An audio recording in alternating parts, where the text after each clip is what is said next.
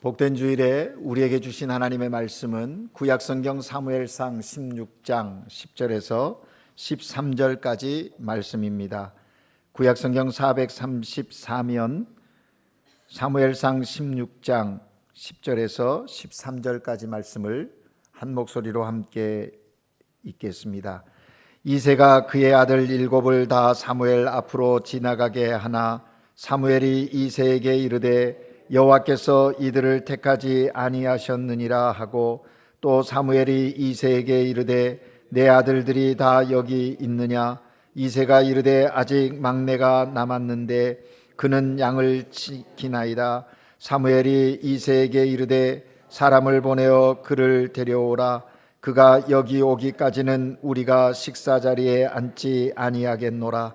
이에 사람을 보내어 그를 데려오매 그의 빛이 붉고 눈이 빼어나고 얼굴이 아름답더라. 여호와께서 이르시되 이가 그니 일어나 기름을 부으라 하시는지라. 사무엘이 기름 뿔병을 가져다가 그의 형제 중에서 그에게 부었더니 이날 이후로 다윗이 여호와의 영에게 크게 감동되니라. 사무엘이 떠나서 라마로 가니라. 아멘. 시온 찬양대가 하나님께 영광 드립니다.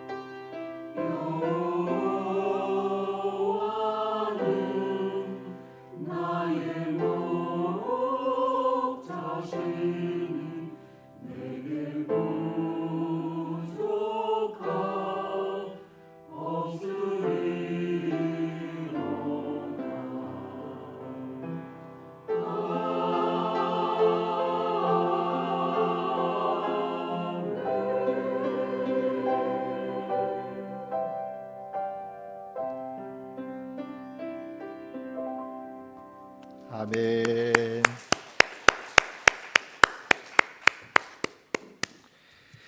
찬양 하나님께 영광 받으신 줄로 믿습니다. 우리에게 또 큰 은혜가 되었습니다. 하나님께 예배드리는 여러분, 주님의 이름으로 사랑하고 환영합니다. 여러분들께서 주님을 신뢰함으로 영혼이 잘됨같이 여러분의 삶의 범사가 성령 하나님이 주시는 은혜와 평강 가운데 늘 승리하시기를 주의 이름으로 축복합니다.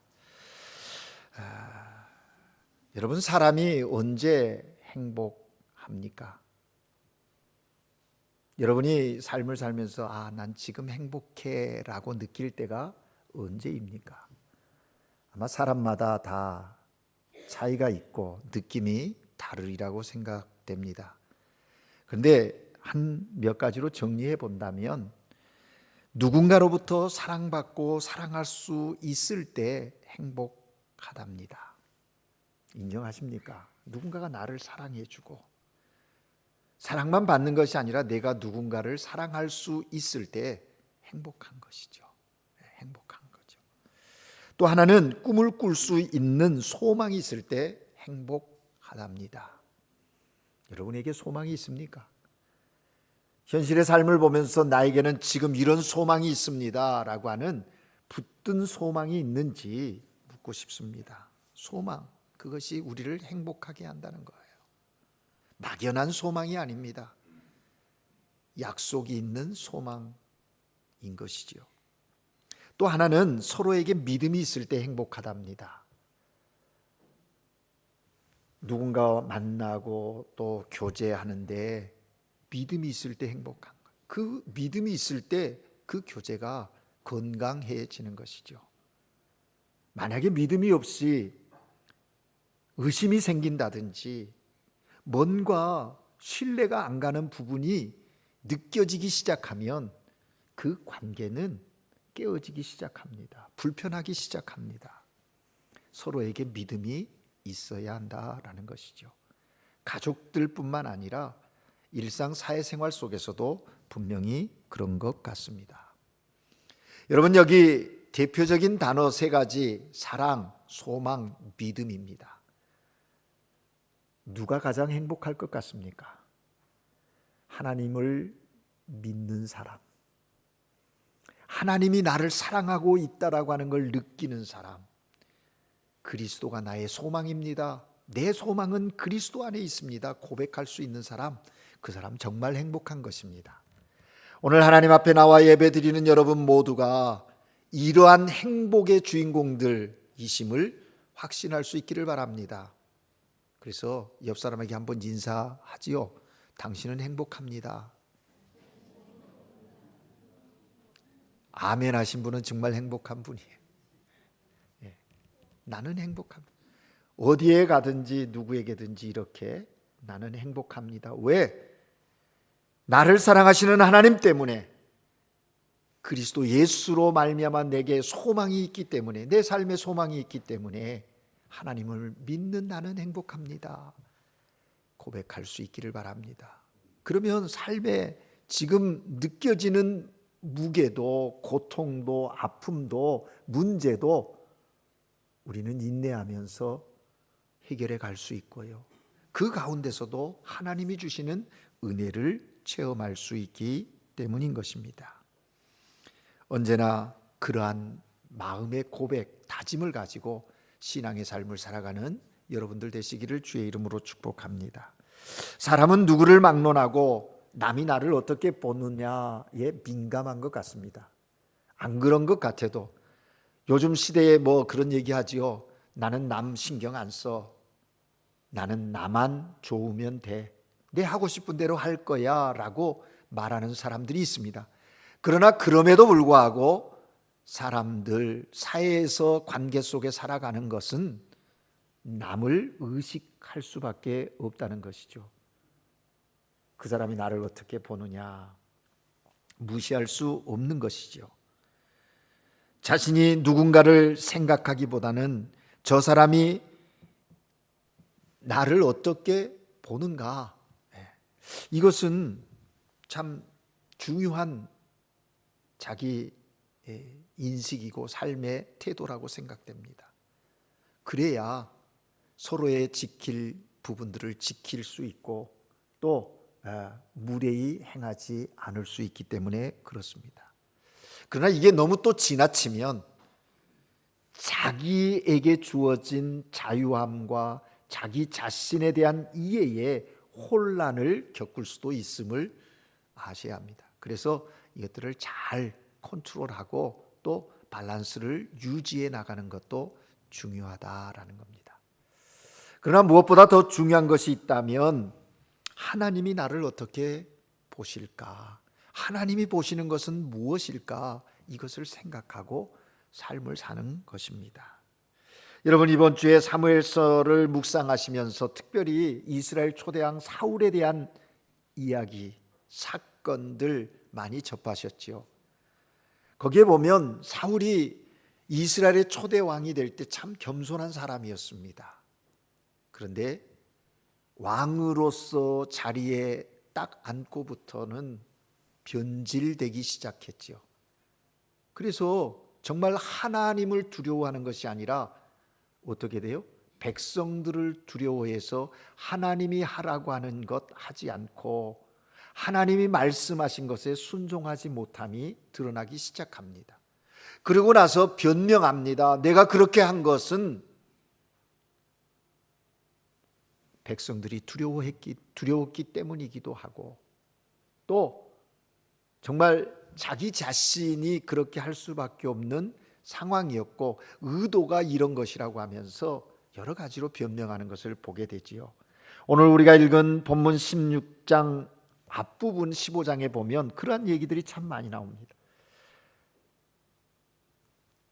아말렉과의 전쟁 7일을 기다리라고 하는데 기다리지 못하고 사무엘이 오기 전에 제사를 집 내에서 사울이 드리지 않습니까? 그때 사무엘을 통해서 책망을 받지요. 무슨 책망을 받습니까?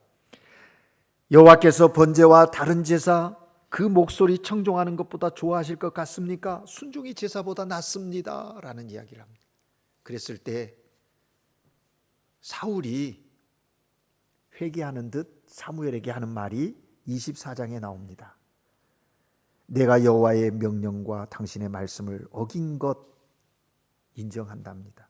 그렇게 어긴 것은 내가 백성을 두려워하여 그들의 말을 청종하였습니다. 백성을 두려워했다라고 고백합니다.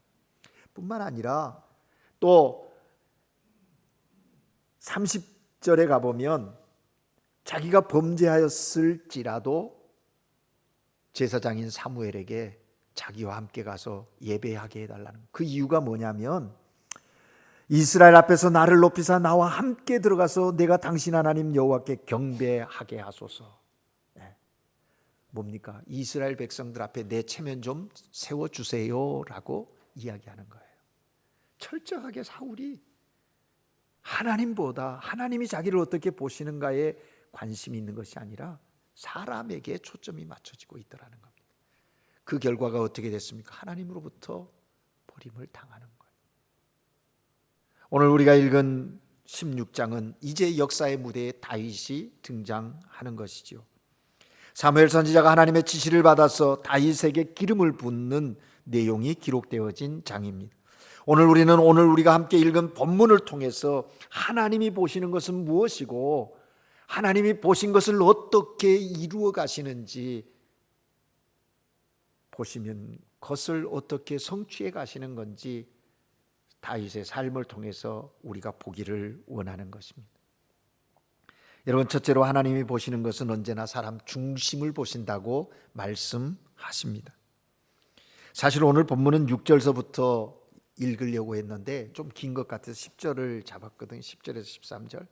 근데 여러분 오늘 7절을 우리가 한번 좀 읽어보기를 원합니다.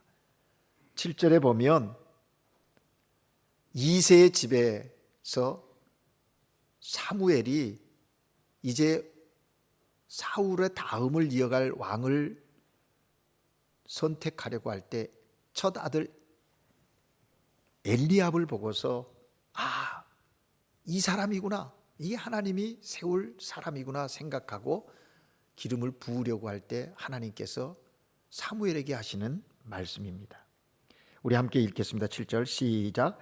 여호와께서 사무엘에게 이르시되 그의 용모와 키를 보지 말라. 내가 이미 그를 버렸노라. 내가 보는 것은 사람과 같지 아니하니 사람은 외모를 보거니와 나 여호와는 중심을 보느니라 하시더라. 아멘. 하나님은 어디를 보신다고 말씀하십니까? 중심을 보신다. 여기 이 중심이라는 말은요, 히브리어로 리브라는 말인데 스페인어 성경에는 고라손 그렇게 써요. 마음입니다. 마음. 하나님은 마음을 보신다는 거예요. 속마음, 중심을 보신다. 생각을 보신다. 그렇게 해석해도 될 것입니다. 그런데 사람은 어디를 봅니까? 어디를 본다고 그랬어요?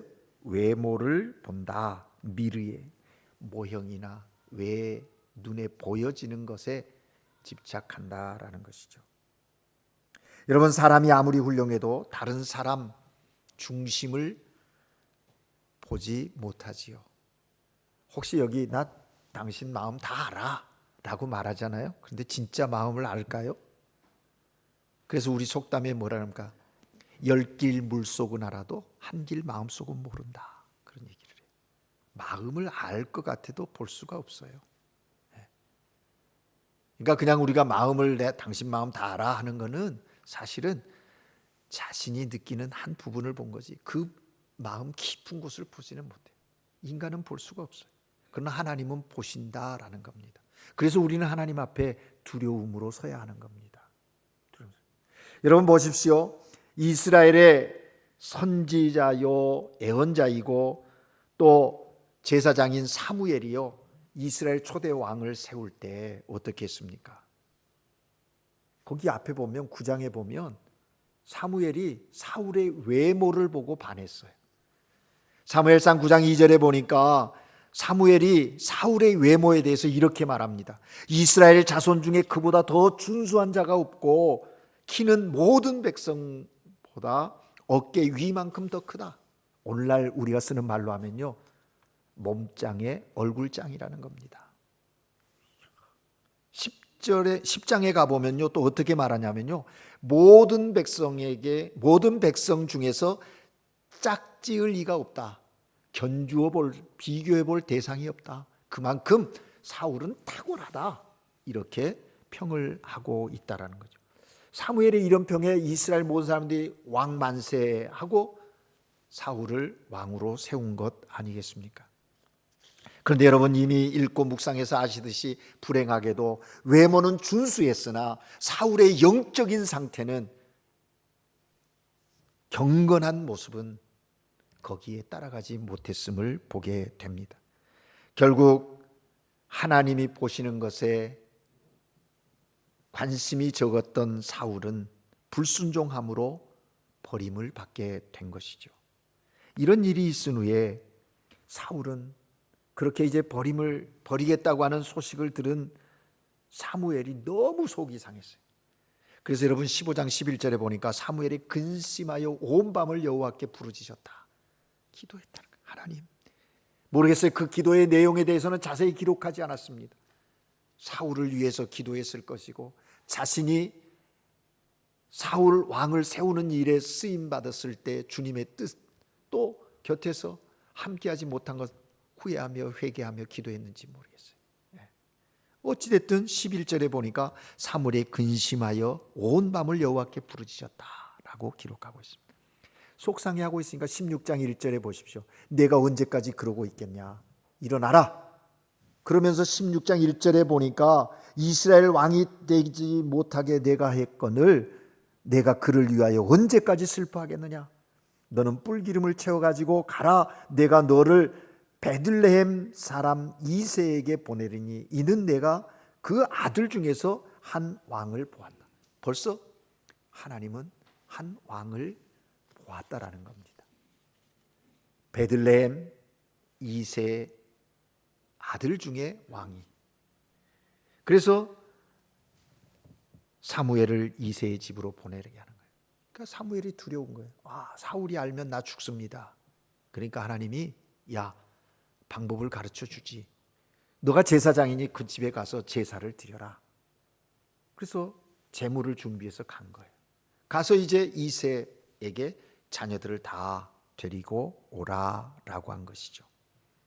그리고서 이제 사무엘 앞을 지나가요. 첫 아들을 보고 엘리압을 보고 이야기하니까 이게 왕이라고 생각했는데 하나님이 그 순간 막으신 내용이 7절인 거죠. 둘째 아들 아비나답이 지나가고 셋째 아들 쌈마가 지나가도 아니라는 거예요. 그래서 여섯 아들을 다 봤는데 일곱 아들을 다 봤는데 안 되는 거예요. 그래서 사무엘이 뭐라고 합니까? 이새에게 내 아들들이 다 여기 있느냐라고 묻는 거예요. 그러니까 이새가 아직 막내가 남아 있습니다. 그가 양을 돌보고 있다라고 얘기합니다. 사무엘이 그러니까 말합니다. 그 사람 빨리 데려와라. 그 막내가 오기 전에는 음식을 먹지 않겠다. 그 당시에 제사가 번제와 화목제가 있는데요. 화목제사는 제물을 하나님께 드리고 반은 나누어서 가족이 함께 식탁 공동체로 나누는 그 제사가 화목제거든요. 그러니까 그렇게 제사를 드리고 하나님께 제사를 드리고 이제 식탁에 교제를 해야 되는데 그 아이 데려와야 한다는 거죠. 그러니 이새가 사람을 보내서 다윗을 데려오겠어요. 데려온 아들을 보니 12절에 그가 어떤 모습인지 설명하고 있는 것이죠. 피부는 붉게 상기되어 있고 눈은 빼어나 얼굴이 아름답고 그렇더라는 거예요. 소녀 그렇더라. 그러니까 그때 들려오는 말 이가 그다. 기름불을 가지고 기름을 부으라 라고 했다라는 것이죠. 여러분 이게 우리 오늘 본문의 내용입니다. 근데 여기서 우리가 분명히 기억해야 할 것이 있습니다. 사람들은 겉을 보지만 하나님은 중심을 보신다라는 것입니다. 여기 막내라고 하는 말은요, 사실은 별로 그렇게 중요하지 않은 존재, 하찮은 존재라는 히브리어 단어거든요. 지금 우리 개역 개정에는 그래도 좀 이렇게 부드럽게 막내라고 표현했는데 옛날 개역 성경에는 말제라고 기록해 놓고 있어요. 그 말제라는 번역이 오히려 히브리 언어에 더 가깝게 번역되어진 것이죠. 그 가정 속에서 정말 존재감이 인정되어지지 않을 만큼 그런 거죠. 그러니까 사무엘이 자녀들을 데려오라 그러는데 아버지는 이미 그 아이를 제외시켜 놓고 나머지 아이들만 사무엘 앞을 지나가게 했다라는 것이죠.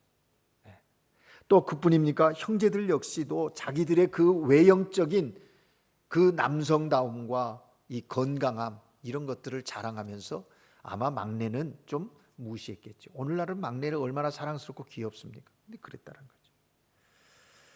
그래서 여기 보면 이 12절에 표현되어진 거 보면 7절에 외모를 보지 않으신다 그러는데 왜 이걸 기록해 놨는가? 한마디로 이 12절을 얘기하면 다윗은 사내스러움이 없다라는 겁니다. 소년인데 소녀 같다라는 것이죠. 외형을 보지 않으시는 거예요. 그 가정 속에서 가장 좀 관심의 대상이 없는 그 말제를 하나님은 그 마음의 중심을 보았다. 그럼 다윗의 어떤 마음인가? 다윗에게 있는 마음이 두 가지가 있습니다. 성실함과 집중력 이것이죠. 누가 뭐라 해도 자기는 그 아버지가 하라고 하는 그 자리에 자기 집에 제사장이 온다는 것은 생애 한 번이나 겪어볼 수 있는 만날 수 있는 놀라운 은혜의 자리인데 그 자리를 얼마나 사모하겠어요. 그러나 아버지가 양을 치라 하니 가 있는 거죠. 뿐만 아니라 그의 어린 시절에 그 양을 치면서 겪는 그 모습들은 분명한 집중력이 있는 그런 사람이었다는 거죠.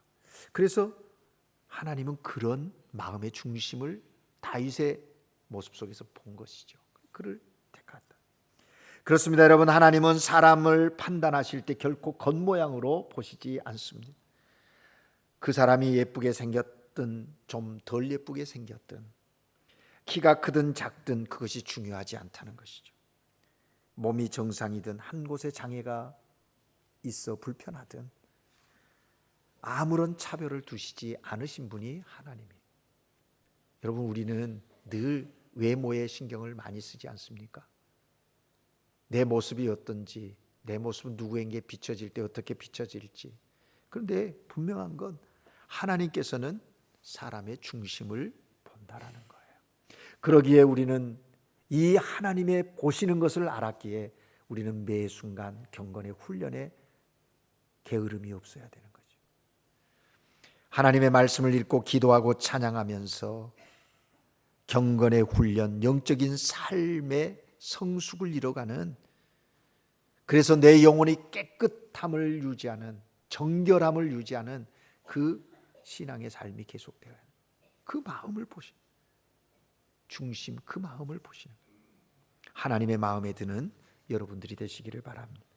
오늘 본문 속에서 우리가 또 살펴볼 것은, 하나님이 보시는 것은 언제나 현재를 넘어서 미래를 보신다는 거예요. 무슨 말입니까? 하나님은 미래의 시간을 현재로 끌어당겨 보신다는 거예요. 여러분, 사실 지금 다윗이 사무엘을 통해서 기름을 부음 받지 않습니까? 바로 왕이 되는 게 아니에요. 이 기름 부음 받을 때의 다윗의 나이는 신학자들에 의하면 15세 정도, 그런 소년의 나이라는 것이죠. 그런데 그런 기름 부음 받은 이후에 정말 왕의 자리에 즉위하기까지는 10여 년 이상이 더 걸리는 거예요.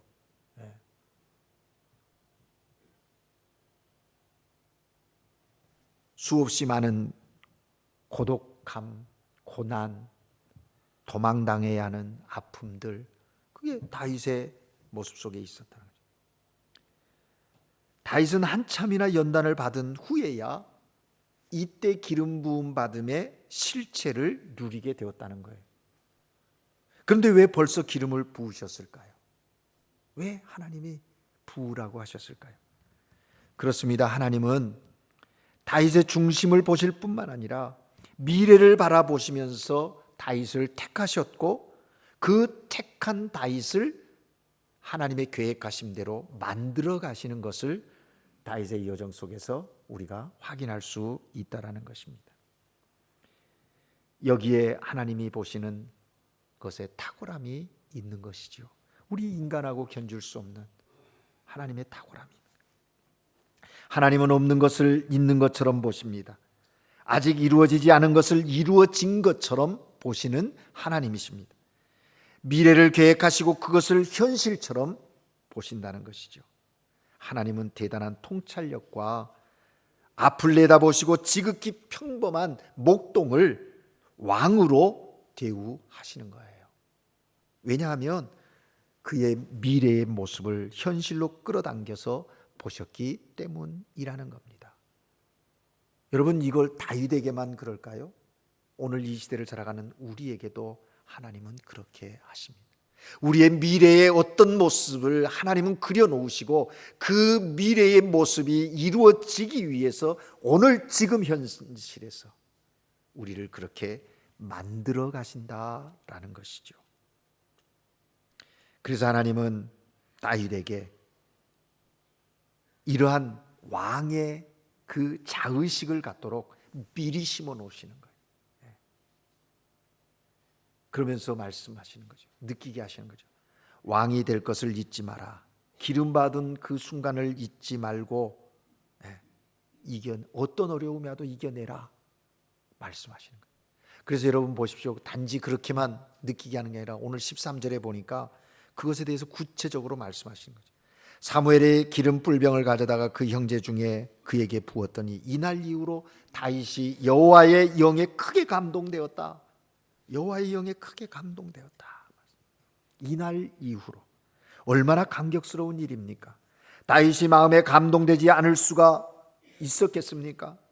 생각해 보십시오. 그날 이후 다윗은 하나님께서 나를 택하셨고 나를 왕으로 삼아 주셨다고 하는 그 자기 인식이 내면 속에 있으니 현재 자기 앞에 펼쳐지는 일들이 두렵지 않은 거죠. 또 어떤 상황이 와도 그 일들 속에 굳굳이 대면하고 대응할 수 있게 됩니다. 그래서 여러분 16장 이후 17장에 보세요. 블레셋과의 전쟁이 일어나지 않습니까? 거기에 아버지가 전쟁터에 나가 있는 형들에게 도시락을 싸서 가라고 한 거예요. 가봤더니 이게 가관이 아닙니다. 왕을 비롯해서 이 군사들이 벌벌 떨고 있는 겁니다. 블레셋의 한 장수 골리앗 앞에서요. 그때 다윗이 그 골리앗 앞에 서지 않습니까? 당당하게 할 수 있었던 그 능력과 그 담대함이 어디서부터 비롯되었는가? 여기에서 먼저 시작이 되었다는 것이죠. 오늘 이 16장에서 하나님의 계획은 그렇게 치밀하게 진행되었던 것입니다. 여러분, 비록 지금은 아무도 알아주지 않는 목동이지만, 막내지만 그렇게 자의식을 가지고 왕처럼 자신의 존귀함을 인식하고 살아갔다는 거예요. 여러분, 오늘 이 시대를 살아가는 우리는 어떻습니까? 예수 그리스도로 말미암아 구원함을 얻어 하나님의 자녀된 우리를 사도 베드로는 우리에게 뭐라? 너희는 왕 같은 제사장이요 거룩한 나라요 주의 백성이라고 말씀하지 않습니까? 우리에게 듣기 좋게 말하는 것이 아니라 그러한 자의식을 가지고 오늘을 살라는 것 아니겠습니까? 너는 왕이다. 하나님께 기름 부음 받은 자라는 그 왕적인 자의식이 다윗으로 하여금 그 기름 부음이 실체로 이루어지는 그 과정 속에 겪는 많은 고난과 그 외로움과 힘겨움들을 이겨내는 힘이 되었다라는 것입니다. 그리고 삶에 일어나는 여러 문제들을 그냥 보는 것이 아니라 왕의 관점에서 보면서 진행했다라는 거예요. 여러분은 어떻습니까? 오늘 여러분에게는 이런 하나님의 기름 부으심 받은 자라고 하는 왕적 의식이, 자의식이 있는가 하는 거예요. 예수 그리스도를 주로 고백하고 죄 사함 받아 성령의 기름 부음을 받은 우리, 오늘 내 삶에서 나는 하나님의 자녀됨의 권세에 대한 인정이 있는가? 지금 문제 앞에 나는 어떻게 대면하고 있는가? 스스로에게 물어볼 수 있기를 바랍니다. 오늘 삶의 자리에서 하나님이 보시는 미래를 현실로 보면서 당당하게 그 문제 앞에, 그 환경 앞에 설 수 있는 하나님의 사람들 되시기를 주의 이름으로 축복합니다.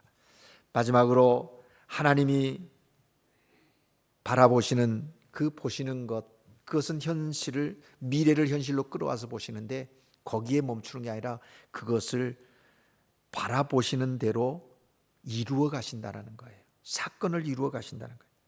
이제 여러분, 이번 주에 다윗에 대한 이야기를 계속 묵상하실 텐데 하나님이 어떻게 신비롭게 경이롭게 다윗의 삶을 이끌어 가시는가 하는 것을 주목해서 보십시오. 다윗에게 그렇게 하신 하나님이 오늘 우리의 삶에도 동일하게 역사하신다는 것이죠. 하나님은 한 사람의 미래를 현실처럼 끌어들여 보실 뿐만 아니라 미래를 친히 만들어 가시는 하나님이세요. 하나님은 바라보시는 대로 사건을 이루어 가신다라는 것이죠. 하나님이 보시는 대로. 지금 초라한 작은 목동 다윗이지만 왕처럼 왕이라고 선언하시면서 기름을 부으셨지 않습니까? 그런데 그랬으면 바로 왕이 되었으면 좋겠는데 시간이 흘러가도 아무런 일이 일어나지 않고 오히려 더 힘겨운 삶의 자리에 서는 다윗의 모습을 봅니다. 여전히 양을 쳐야 했고 형들의 건장함에 자신의 우월성을 입증하듯이 형들은 다윗을 무시하고 하찮은 일들을 시키는, 그래서 하찮은 일을 해야 하는 존재로 살아가는 거죠. 그러다 보니까 17장에 보면 나중에 전쟁터에 나갔는데도 형들이 여기가 어디라고 왔느냐고 꾸짖으면서 뭐라 그러지 않습니까? 또 골리앗 앞에 서려고 할 때 형들의 모습은 어땠겠습니까? 우리가 한번 생각해 봐요. 여러분, 그러나 잊지 마십시오. 하나님의 기름 부으심, 그 약속의 말씀은 여전히 유효하고 여전히 살아 있었다라는 것이죠. 하나님은 그 조용함 속에서 하나님이 작정하신 일을 진행해 가고 계시는 것을 우리는 볼 수가 있는 것이죠. 하나님은 다윗을 일상의 권태로움 속에서도 단련시키는 훈련을 계속하셨어요. 돌팔매질을 계속하게 했습니다. 양들을 사자와 곰의 공격으로부터 지켜 보호하게 했어요. 오늘 시온 찬양대가 부른 시편 23편은 그러한 배경들을 다 갖고 있지 않습니까? 그런 훈련들을 통해서 지도자의 책임감 그리고 자신감을 터득하게 하는 그런 훈련의 장을 이끌어 가셨다는 것이죠. 여러분, 온 세상은 죽은 듯 하나님의 움직임을 눈치채지 못하고 있었지만 하나님은 다윗의 평범한 일상 속에서 역동적으로 하나님이 계획하신 일들을 진행하고 계셨다라는 것입니다. 하나님은 바라보신 대로 세상과 다윗을 이끌어 가시고 변화시켜 가신 것. 이런 면에서 보면 하나님의 일하심은 정말 경이로우심입니다.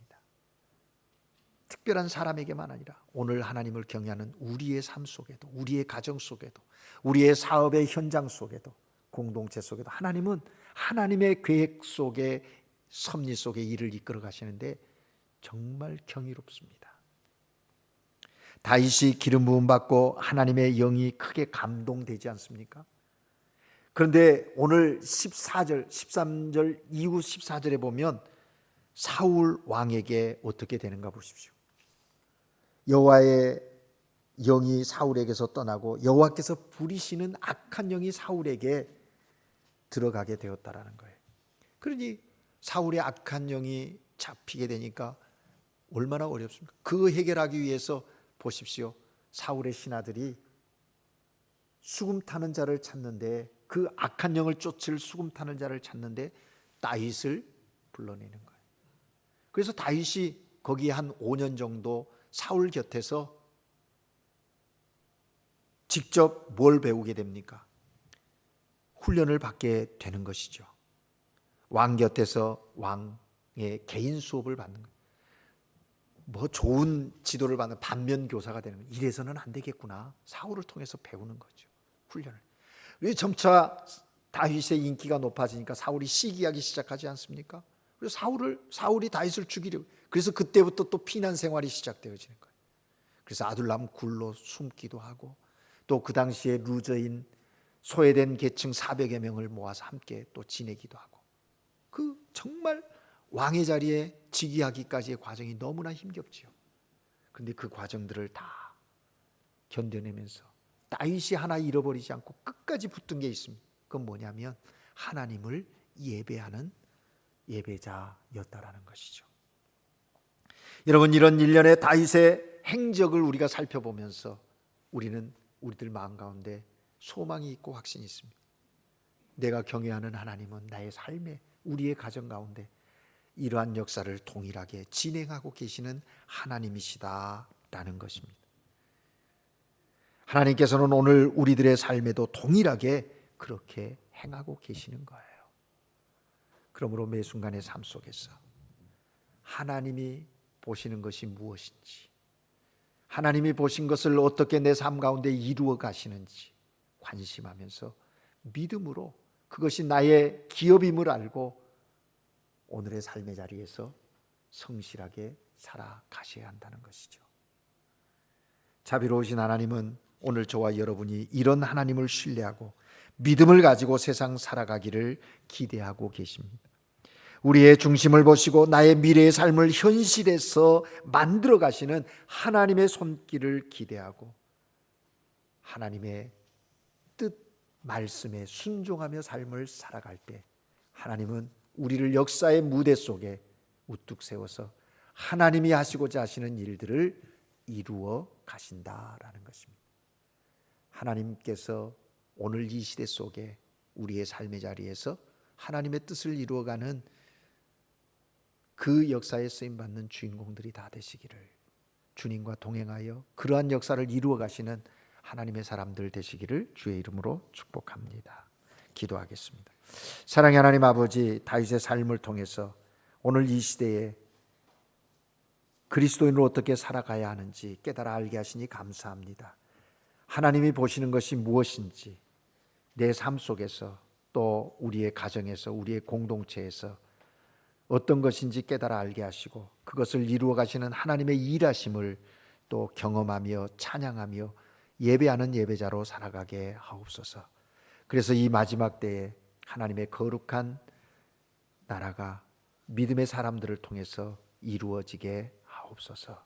예수 그리스도 이름으로 기도합니다. 아멘.